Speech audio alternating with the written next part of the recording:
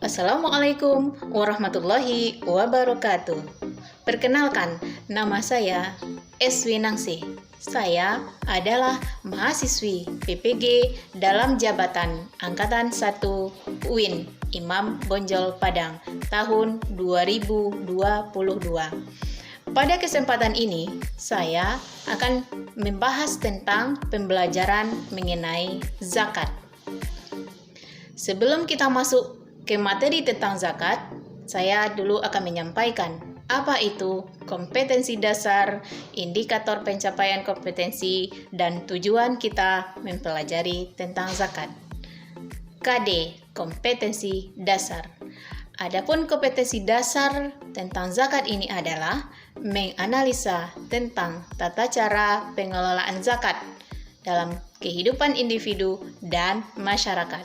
Kemudian, adapun indikator pencapaian kompetensi dasar dalam pembahasan zakat ini adalah yang pertama, menganalisa tentang tata cara pengelolaan zakat secara individu dan masyarakat. Kemudian, yang kedua, menjelaskan tentang makna zakat. Yang ketiga, menjelaskan tentang macam-macam zakat. Yang keempat, menjelaskan tentang dalil anjuran untuk melaksanakan zakat. Kemudian, yang kelima, menjelaskan tentang bagaimana pengelolaan zakat di Indonesia. Kemudian yang terakhir adalah nanti akan menjelaskan tentang hikmah dari berzakat. Kemudian, adapun tujuan kita mempelajari tentang pembahasan mengenai zakat ini adalah yang pertama, setelah mempelajari ini nanti kita mampu menjelaskan pengertian zakat dengan baik dan benar. Kemudian kita mampu menyebutkan atau menjelaskan macam-macam zakat dengan baik dan benar. Kemudian kita mampu menjelaskan mana dalil tentang anjuran untuk berzakat secara baik dan benar. Kemudian bagaimana pengelolaan zakat di Indonesia dan mana undang-undang yang mengatur tentang zakat di Indonesia secara baik dan benar. Kemudian yang terakhir adalah kita mampu menjelaskan hikmah dari zakat secara baik dan benar. Oke, bagaimana anak-anak ibu? Apakah bisa dilanjutkan? Baiklah, kita lanjutkan. Pertama kita masuk dulu mengenai zakat, pengertian zakat. Jadi zakat secara bahasa atau etimologi berarti suci, tumbuh, berkembang, dan berkah. Kemudian zakat menurut istilah Islam adalah kadar harta tertentu yang diberikan oleh muzaki kepada yang berhak menerimanya atau mustahik dengan syarat-syarat tertentu. Macam-macam zakat. Zakat ada dua macam. Yang pertama ada namanya zakat naf atau jiwa, atau disebut juga dengan zakat fitrah. Kemudian yang kedua ada namanya zakat mal, dikenal dengan zakat harta. Jadi zakat itu terdiri atas dua macam. Kita masuk dulu zakat yang pertama, yaitu zakat fitrah. Pengertian zakat fitrah. Fitrah artinya sifat pembawaan sejak lahir. Dan secara istilah atau terminologi, zakat fitrah adalah kadar harta yang diberikan kepada yang berhak menerimanya dengan beberapa syarat guna membersihkan diri dari perbuatan yang kotor dan keji bagi orang yang berpuasa Ramadan. Itu pengertian zakat fitrah. Kemudian apa hukum zakat fitrah? Ayo, siapa yang tahu hukum zakat fitrah? Hukum zakat fitrah itu adalah wajib. Itu mengeluarkan zakat fitrah wajib hukumnya bagi setiap muslim atau fardu ain berupa makanan yang mengenyangkan sebanyak 3,1 liter atau 2,5 kilogram. Syarat wajib zakat fitrah. Ini syarat wajibnya ada 3. Yang pertama, dia harus beragama Islam. Kemudian Kemudian yang kedua, masih hidup saat terbenamnya matahari pada bulan Ramadan. Kemudian yang ketiga, mempunyai kelebihan makanan untuk dirinya dan keluarganya pada malam hari raya Idul Fitri. Nah, itu syarat wajib zakat. Nah, lanjut. Dalil yang menjelaskan tentang kewajiban untuk berzakat. Nah, ini dalilnya terdapat dalam surat At-Taubah ayat 103. Apa bunyinya? Ya. A'udzu billahi minasyaitonir rajim. Bismillahirrahmanirrahim. Qul min amwalihim shadaqatan tutahhiruhum wa tuzakkihim biha wa shalli 'alaihim inna salataka sakanun lahum wallahu sami'un 'alim. Surat At-Taubah ayat 103.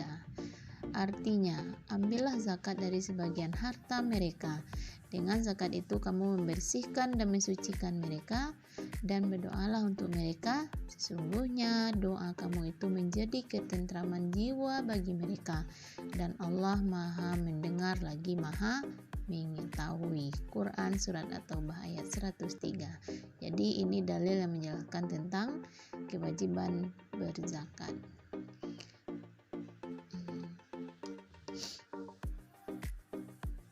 Kita lanjutkan, kapan waktu pelaksanaan zakat fitrah?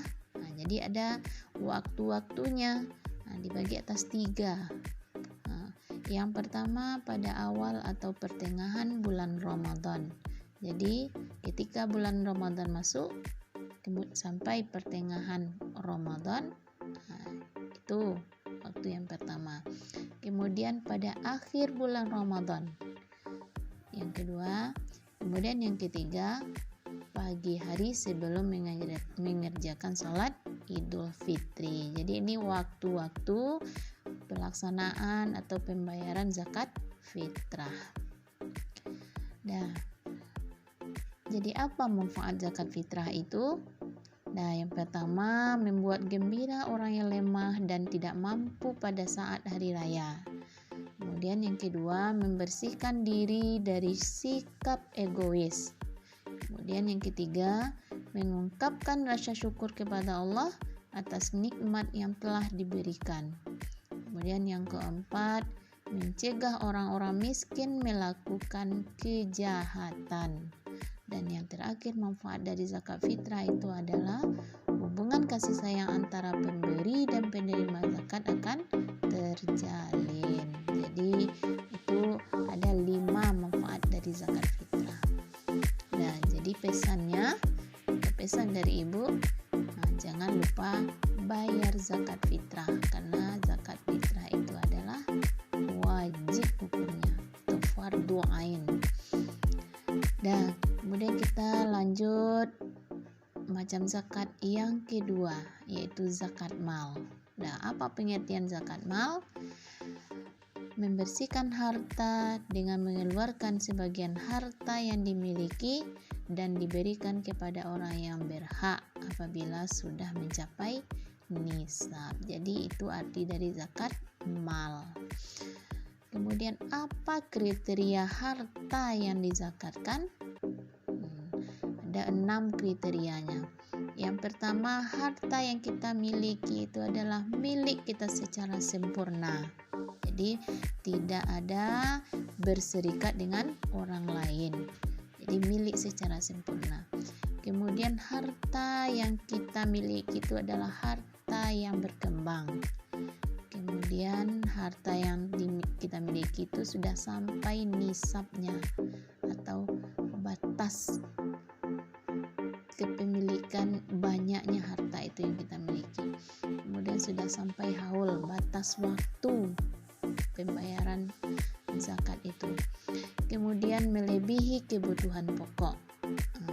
Jadi yang kita bayar supaya tidak termasuk ke makanan pokok kita yang kita konsumsi tapi sudah melebihi. Itulah yang kita bayarkan zakatnya. Kemudian yang terakhir, kriteria harta yang dizakatkan itu adalah bebas dari hutang. Jadi ini kriteria dalam atau harta yang dizakatkan. Kemudian mustahik zakat. Ini orang-orang yang berhak menerima zakat.